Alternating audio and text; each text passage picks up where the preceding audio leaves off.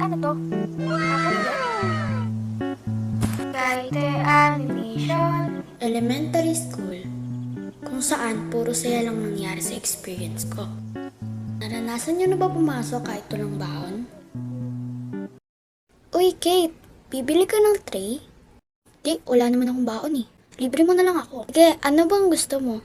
Turo na lang para mura. Sige, wait lang ha. Or may nakainisan ka na rin kaklase. Nangyari to ng grade 6 ako eh. Hoy, Kate! Saan papa ko? Loser. Ay, talaga ba, Jasper? At least ako hindi nangungopya. Nag-open notes ka nga pag may exam set, tapos yung mama mo ayaw pa rin sabihin sa'yo na ampun ka lang. Ako? Ampun lang? Oo, kaya nga ayaw ko sa'yo sabihin ng mama mo kasi nga isip bata ka pa rin eh. At sinong mawawalan ng mga naglilista ng noisy kahit hindi naman nakakapagpatigil ng ingay? Hoy, ang ingay nyo ah. Hindi naman ako sobrang maingay ha. Bakit ang dami ng tara ko dyan? Kanina ka pa kaya? Huwag ka na kasi maingay, napapagod to sa isipres eh. Weh, sip-sip ka lang eh.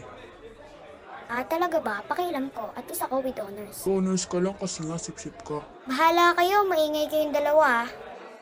Lagot! Joke lang, may part 2 pa to, abangan nyo.